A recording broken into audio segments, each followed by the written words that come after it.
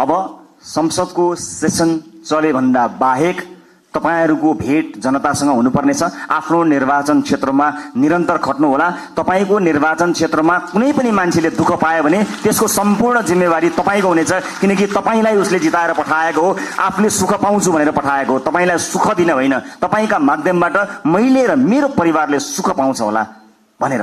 तपाईको सानो बोलीले मतदान गर्ने अर्को मानिसको चित्त नदुखोस्। तपाईको सानो अभिव्यक्तिले देशका महत्त्वपूर्ण सम्बन्धहरुमा आँच नपुर्याओस्। देशका कयौं गहन विषयहरू हुन्छन्, अर्थतन्त्र लगायतका विषयहरूमा तपाईका हल्का टिप्पणीहरूले हामीप्रतिको आशा निराशामा बदलिन सक्छ। त्यसकारणले मैले एउटा अभिभावककै हिसाबले तपाईहरुलाई सचेत गराउन खोजेको हुँ आजको यो भेटघाट कार्यक्रममा। के जुन आशा र अपेक्षाका साथ नेपाली जनताले भोट खन्याएर दिएका छन् नि, त्यो ठूलो जिम्मेवारीको महसुस तपाईलाई प्रत्येक दिन हुनुपर्छ साथी हो, प्रत्येक दिन हुनुपर्छ। यो देश अहिले पनि बनेन भने कहिले पनि बन्दैन भनेर साथीहरूले भनेका छन्, हर ठाउँमा भनेका छन्। तपाई भोट माग्न जाँदाखेरि आमा बाहरूले रुँदै के भनेका छन् तपाईलाई थाहा छ? बाबु यो देश बचाऊ भनेका छन्।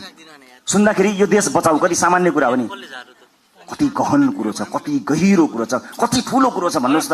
यो देश बचाऊ हामी जस्ता सामान्य मान्छेको हातमा, नीलो झण्डा फरफराउँदै हातमा घण्टी बोकेर हिँडेका हाम्रा हातमा, हाम्रा काँधमा देशका ज्येष्ठ नागरिकदेखि बालक बालिकाहरूले सम्मले यो देश बचाऊ भनिरहेका छन्। यो जिम्मेवारी हो, ठूलो शक्ति हामीले प्राप्त गरेका छौं। जति ठूलो शक्ति त्यति ठूलो जिम्मेवारी साथी हो। कृपया यो जिम्मेवारीको महसुस यहाँहरूले गर्नुहोला। म जहाँ जुन ब्याकग्राउन्डबाट आउनु भएको छ म सबैलाई स्वागत गर्न चाहन्छु। राष्ट्रसभा भित्र सिङ्गो देशको अनुहार छ। यहाँ व्यापार व्यवसाय क्षेत्रका साथीहरू पनि हुनुहुन्छ, विद्यार्थी साथीहरू पनि हुनुहुन्छ, जेनजी पुस्ताका सबै साथीहरू हुनुहुन्छ, युवा साथीहरू हुनुहुन्छ, महिला साथीहरू हुनुहुन्छ, सीमान्तकृत वर्गलाई प्रतिनिधित्व गर्ने साथीहरू हुनुहुन्छ, सामाजिक अभियन्ता हुनुहुन्छ, कवि कलाकार मोडल रोल मोडल सबैजना हुनुहुन्छ, पूर्व प्रशासकदेखि लिएर सबैजना हुनुहुन्छ। यति ठूलो यो परिवारलाई समायोजन गर्नको निमित्त, यो परिवारलाई एउटै धारमा एउटै ट्र्याकमा लिएर जानको निमित्त अनुशासनको अत्यन्त ठूलो खाँचो हुन्छ।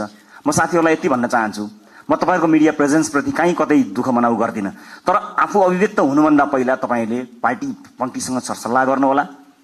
उपस्थित सम्पूर्ण साथीहरू, रासोपा परिवार विशाल परिवार भएको छ।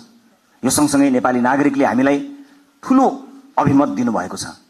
यसको जगेर्ना गर्नु तपाई हाम्रो कर्तव्य हो, तपाईलाई भोट दिएर पठाएको। त्यसकारणले ठूला ठूला हल या ठूला ठूला विदेशी कार्यक्रमहरूको सेमिनारमा होइन, ती गाउँ टोल बस्ती चिया चौतारोहरूमा आफ्ना सांसदहरूलाई देख्न चाहन्छु।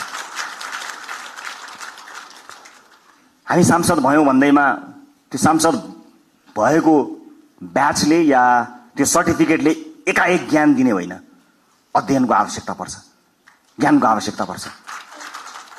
र अब शक्तिशाली भए भनेर आफ्नो चालचलन आफ्नो व्यवहारै परिवर्तन गर्ने कयौं साथीहरू पनि मैले देखेको छु।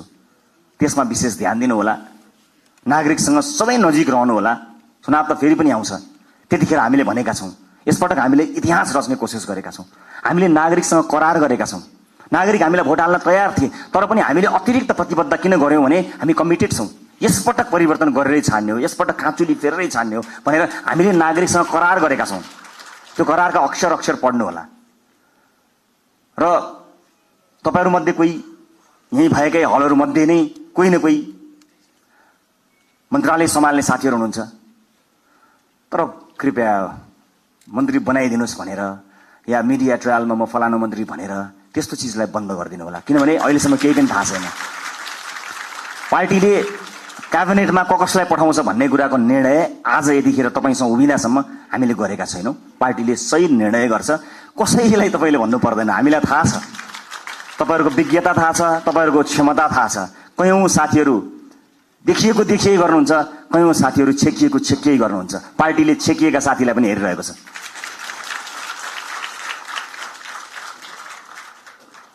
कहिलेकाहीँ कसैले जति देखाउँछु भने पनि देखिँदैन, कसैले लुकाउँदा पनि देखिन्छ। क्षमता भन्ने कुरा त्यस्तो हुन्छ। त्यसकारणले कतिपय अलि बढी चर्चामा आएका साथीहरू र चर्चामा आउन नपाएका साथीहरू सबैलाई पार्टीले हेरेको छ। कयौं विषयका विज्ञ साथीहरू हुनुहुन्छ। म सञ्चारकर्मी साथीहरूलाई के पनि अनुरोध गर्न चाहन्छु भने सार्वजनिक चासो र सार्वजनिक छविमा आइसकेका भन्दा पनि राष्ट्रसभाभित्रका 101 विज्ञ साथीहरू यो हलभित्र हुनुहुन्छ।